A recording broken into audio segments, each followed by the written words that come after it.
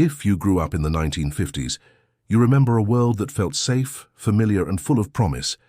It was a time when the air itself seemed lighter, when mornings began with the smell of fresh coffee, the sound of a milkman's truck rattling down the street, and the rustle of the newspaper on your front porch.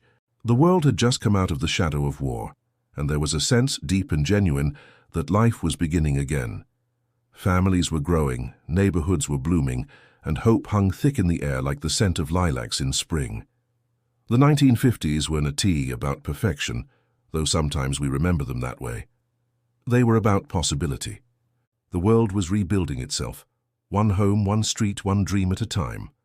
Fathers left for work each morning in neatly pressed suits, briefcases in hand, waving goodbye as the screen door creaked behind them. Mothers hummed softly in the kitchen, dressed in patterned aprons, their hair pinned perfectly, flipping pancakes or packing lunches for the kids before school. The radio played softly in the background, maybe Perry Como or Doris Day, and life moved to the rhythm of that familiar tune. Kids in the 1950s grew up in neighborhoods that felt like extended families. Every house had a name, every parent was everyone's parent, and you could count on the fact that somebody as mom always had a plate of cookies cooling on the counter. You knew which porch you could sit on when it rained, which yard had the best tree for climbing, and which friend's dad could fix your bike if the chain slipped. The streets weren't empty back then. They were alive with laughter, with games of tag and kickball, with the slap of jump ropes on the pavement. There were no screens, no distractions, just imagination and endless days stretching out ahead of you. The mornings began with chores and ended with freedom. After breakfast, kids grabbed their bikes, often without helmets, often without plans, and disappeared into the world. The only rule was simple: be home before the streetlights came on. And somehow everyone always was. The day was filled with small adventures, exploring creeks, trading baseball cards, building forts out of cardboard boxes. There was a magic to it, not because it was extraordinary, but because it was real. You felt every scrape, every victory, every laugh. In the afternoons, you could hear the faint hum of lawnmowers in the distance and smell fresh-cut grass. Radios played softly from open windows. Rock and Roll was just beginning to shake the airwaves. Somewhere, a delivery truck rumbled by, and dogs barked at its passing. The heat shimmered off the blacktop, and the sound of a child's laughter echoed through the neighborhood like a song you never wanted to end. There was something deeply human about those days, a rhythm of life that felt balanced, simple, and good.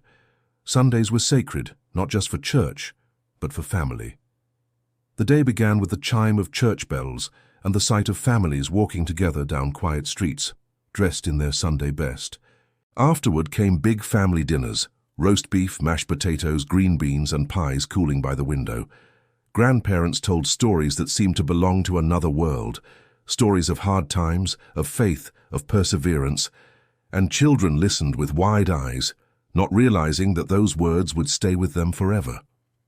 The table was more than a place to eat. It was the heart of the home, the pulse of togetherness. And when the sun went down, the glow of television screens began to flicker in living rooms across America. The family gathered close, Dad in his recliner, Mom knitting on the sofa, the kids sitting cross-legged on the carpet. The programs were wholesome, funny, and familiar. I Love Lucy, The Lone Ranger, Leave It to Beaver. You didn't scroll or fast forward. You watched, laughed, and lived in the moment. There was something comforting about knowing that the whole country was watching the same shows, hearing the same jokes, dreaming the same dreams. The 1950s were a time of order, but also of wonder. The world seemed clean, structured, and full of hope for the future. It was the dawn of the space age, the age of shiny cars, backyard barbecues, and vinyl records spinning late into the night. There was a pride in small things: a freshly painted fence, a neatly mowed lawn, a new washing machine that promised to make life easier. And beneath it all there was a quiet optimism, a belief that the world was good, and that tomorrow would be even better. When you think back now, you can almost see it. The way the sunlight caught the chrome on the cars, the way the air smelled after a summer storm, the way every face you knew felt like home. The 1950s weren't perfect, but they were pure in a way that's hard to find now. Life had texture, time had meaning, and growing up then wasn't just special, It was something truly unforgettable. Growing up in the 1950s meant waking up every day to a world that felt steady, familiar, and full of small joys. The mornings began early, sunlight streaming through white curtains, the sound of birds outside, and the distant rattle of a passing car. You'd hear your mother's voice calling from the kitchen, the smell of bacon and pancakes drifting down the hallway. Life was simple, but it was rich. There was order and comfort in the routine. Everyone knew their place, their role, and their rhythm. Breakfast wasn't eaten in a rush. The family sat together around the table, cereal for the kids, coffee for the grown-ups. And the radio delivered the morning news or a cheerful jingle advertising something new. You might hear the voice of the weatherman, promising another sunny day, or a song from Frank Sinatra, reminding everyone that the world was full of possibility. When it was time for school, kids grabbed their lunchboxes, metal ones with colorful designs of cowboys or space rockets, and walked or rode their bikes down quiet suburban streets. Backpacks weren't common. You carried your books under your arm, careful not to drop them. The sidewalks were lined with trees, and everyone knew everyone. The mailman waved as he passed, the crossing guard smiled, and the whole world seemed to look out for you. Schools were strict but safe. The teachers demanded respect, and you gave it, not because you were afraid, but because you knew they cared. The classroom smelled of chalk and floor polish. Desks were wooden and worn, carved with initials from generations before. You recited the Pledge of Allegiance, opened your spelling book, and practiced penmanship until the letters flowed perfectly across the page. There were no tablets or screens, just pencils, paper, and the sound of turning pages. And somehow, that was enough. Recess was the best part of the day. The bell would ring and the doors would burst open as children ran into the sunlight. You'd play tag, jump rope, or kickball until your cheeks were red and your knees were dusty. The air was filled with laughter and the clang of the school bell when it was time to come back in. At lunch, you unwrapped sandwiches from wax paper, maybe a peanut butter and jelly or bologna and cheese, and swapped cookies with your friends. After school, the real adventures began. You'd run home, drop your books on the porch, and disappear until dinner. There were forts to build, creeks to explore, and ball games to play in empty lots. You didn't need expensive toys. A stick, a rock, or a cardboard box could become anything your imagination wanted it to be. The world was your playground, and it was full of wonder. You'd hear the faint sound of mothers calling their kids in for supper as the sun began to fade. Be home before dark. Wasn't it just a rule? It was the law of childhood. And as the streetlights flickered on, you'd pedal your bike home, your legs tired, your hair messy, your heart happy. Evenings were a time of peace. Families sat down together at the dinner table, no distractions, no phones, no television, just conversation, laughter, and food that tasted better because it was made with love. Pot roast, mashed potatoes, jello salads, and pies that cooled on the windowsill. You could hear the clinking of silverware, the creak of chairs, and the warmth of voices filling the room. After dinner, the dishes were washed by hand. One person washed, another dried. Sometimes there'd be music playing softly in the background, or maybe the radio tuned to a baseball game. Then came television. The whole family gathered in the living room, the black and white glow flickering across smiling faces. You might watch The Ed Sullivan Show, Father Knows Best, or Howdy Doody. The shows were simple, wholesome, and somehow comforting. Stories about family, friendship, and the small triumphs of everyday life. And when it was time for bed, the world got quiet again. You'd lie beneath crisp cotton sheets, the faint hum of a fan in the background, maybe the chirp of crickets outside. The house felt safe, solid, and still. You'd think about the day, the games, the laughter, the small victories, and drift off to sleep, certain that tomorrow would be just as good as today. Growing up in the 1950s meant feeling protected. It meant knowing that your parents loved you, that your neighbors cared, and that the world, despite its flaws, was a good place to be. There was trust in the air, trust in people, in community, in the idea that decency mattered. You didn't need much to be happy. A Saturday trip to the soda fountain, a new comic book, or an ice cream cone on a hot day was enough to make your week. The joy came not from things, but from moments, from being together, from feeling alive. And even now, when you think back, it's not the big events you remember, it's the small ones. The click of the toaster in the morning, the slam of a screen door, the squeak of a swing set, the smell of crayons and glue.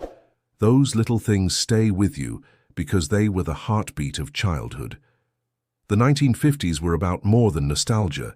They were about stability, about growing up in a time when life felt safe, steady, and certain. It was a world that believed in tomorrow. And for the children who grew up in it, those feelings never really went away.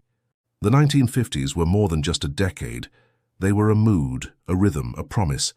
America was rebuilding, dreaming, and believing again. The war was behind, the future was ahead, and for a brief, shining moment, it felt like anything was possible.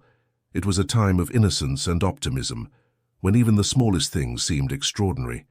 Everywhere you looked, the world was glowing with newness. Cars sparkled under the sunlight, painted in pastel blues, mint greens, and cherry reds. The chrome gleamed so bright you could see your reflection in it. On Saturday nights, you might see families piling into those cars, the smell of gasoline and adventure filling the air, heading to a drive-in movie or a local diner. The roads were smooth, the signs were bold, and the horizon always seemed to lead to something better. Music was changing everything. The radio became the heartbeat of the decade. Elvis Presley was shaking the world, Chuck Berry was electrifying guitars, and Buddy Holly made teenagers feel like the world belonged to them. You'd gather around a jukebox with your friends, drop in a nickel and watch as the record spun. That perfect crackle of sound filling the air. The music was alive, rebellious, joyful, and for the first time, it spoke directly to the young. It told you that it was okay to dream, to dance, to be yourself. But not all music was wild. There were soft songs too, romantic ballads that played during slow dances at high school proms or across kitchen radios late at night. Songs that carried the feeling of first love, of holding someone's hand, of looking at the stars and believing life would always feel this good. You can almost hear those melodies even now, sweet, pure, and full of heart. Television was transforming homes too. In living rooms across the country, families gathered around small black and white screens, marveling at this new window to the world. I Love Lucy, The Honeymooners, The Lone Ranger. These weren't just shows, they were shared experiences. Everyone laughed at the same jokes, gasped at the same moments, cried at the same endings. It was connection, before connection became something we had to find online. And oh, the fashion. The 1950s had a style that still feels timeless. Men wore pressed shirts and polished shoes. Women wore dresses that flared at the waist and gloved hands on Sunday mornings. Kids had slicked hair, saddle shoes, and smiles that lit up entire neighborhoods. The world was bright, colorful, and full of care. Even when you were dressed casually, you were put together. It was a kind of respect, for yourself, for others, for the moment. There was pride in everything people did. Pride in mowing the lawn straight, washing the car until it shined, hanging laundry in perfect rows. Homes were modest but loved. The front porch was a place of conversation. The backyard was a place of laughter. You could hear the sound of sprinklers clicking on in the summer, kids running barefoot through the grass, dogs barking happily in the distance. It was a picture of contentment painted in real life. And beyond the neighborhood, the world was moving fast, but in the most exciting way. Rockets were launching, airplanes were crossing oceans, televisions were bringing the moon closer every day. The future was no longer something distant. It was coming into focus. People believed in progress, in technology, in the power of human imagination. The word tomorrow was filled with hope, Still, amidst all the progress, life never lost its warmth. Sundays were for family, Saturdays were for friends. Friday nights were for laughter at the bowling alley or sharing milkshakes at the diner. Couples slow danced to love songs on jukeboxes, neon lights glowing through the window, the smell of burgers and fries hanging in the air. It was romantic in a way the world rarely feels anymore, innocent, gentle, and real. Even the movies felt larger than life. You could sit in a dark theater and be transported somewhere else entirely, to faraway lands, wild adventures, or heartfelt romances. Stars like Marilyn Monroe, James Dean, and Audrey Hepburn filled the screens, embodying a kind of beauty and charisma that defined the era. You walked out of the theater feeling lighter, inspired, ready to chase your own dream. The 1950s were about belonging, to your family, your town, your time. There was something deeply reassuring in the sameness of things. Neighbors waved, doors were left unlocked, and people looked out for one another. You didn't have to go far to find happiness. It was right there, in your own backyard. Of course, life wasn't perfect. Beneath the calm surface, change was beginning to stir. The world was evolving, socially, politically, culturally. But for those who grew up in that time, childhood felt untouched by those storms. The innocence of the era was a shelter. You felt like the world was good, that adults had everything under control, that your future would be bright. And maybe that's why we remember it so fondly, because for one brief moment in history, it felt like the whole world exhaled. After years of uncertainty, people could finally breathe, love, build, and dream again. Looking back, the 1950s weren't just a decade, they were a heartbeat, a golden in-between and after the darkness of war, before the whirlwind of change. A time when life was slower, families were closer, and everything felt beautifully simple. And maybe that's why, even now, when you see an old car pass by, or hear the opening chords of an Elvis song, or catch a glimpse of a black-and-white TV rerun, your heart stirs. For a moment you're back there, in that world of chrome. And sunshine, laughter and hope, and you remember what it felt like to believe that anything was possible. Looking back now, it's hard to explain to someone who didn't live it what made growing up in the 1950s so special. It wasn't about luxury or speed or even convenience. It was about peace, about knowing that when you woke up in the morning, the world would be waiting for you, steady, familiar and kind. There was a certain comfort in the predictability of things. The days flowed together in gentle rhythm, mornings filled with sunlight and radio tunes, afternoons filled with laughter, evenings filled with warmth. If you close your eyes, you can still feel it. The hum of the refrigerator in the kitchen, the scent of soap and clean laundry, the tick of the clock on the wall. Time moved slower then. The moments seemed to stretch, giving you space to breathe, to notice, to appreciate. People had time to talk, to listen, to sit quietly on the porch and watch the world go by. It wasn't boring. It was beautiful. The 1950s had a way of making ordinary life feel extraordinary. A trip to the grocery store was an event. A Sunday drive was a celebration. Families didn't need much to be happy, just each other. There was joy in simplicity, pride in small achievements, and faith in the idea that hard work always paid off. Maybe that's why those years still shine so brightly in memory, because they were filled with meaning, not noise. The people who grew up in the 1950s carry that with them still. That quiet strength, that sense of gratitude, that belief that kindness matters. They learned that life doesn't have to be fast to be full, that happiness isn't about what you have, but about what you share. And that love, in its purest, simplest form, is enough. Of course, the world has changed. The streets are louder now, the sky's busier, the days shorter. We've traded patience for speed, conversation for screens, presence for distraction. But the values of that time, honesty, family, respect, and hope, still whisper to us, reminding us who we were. Maybe that's why we keep returning to the 1950s in our minds, because deep down, we miss the feeling of being grounded, of knowing that your neighbors cared, that your community mattered, that the world made sense. We miss the laughter spilling from open windows, the smell of dinner drifting down the block, the sound of the radio blending with the summer air. The 1950s were not perfect, no era ever is, but they were genuine. There was authenticity in the way people lived, in the way they treated one another, in the way they saw the world. Life wasn't polished, but it was real. You didn't measure happiness in likes or followers. You measured it in moments, the kind you could hold on to, the kind that never fade. And maybe that's why we'll never forget it, because the 1950s weren't just a time, they were a feeling. A feeling of safety, of belonging, of endless possibility. The world seemed smaller, but somehow our hearts felt bigger. We saw wonder in the little things, in a child's laughter, in a sunrise, in the sound of the mailman's whistle as he walked up the drive. When you think of those days now, it is like remembering a dream, a good one, soft around the edges but glowing in the center. You remember your mother's smile, your father's steady voice, The smell of Sunday dinners, the way the world looked from the back seat of the family car as it rolled down a quiet road.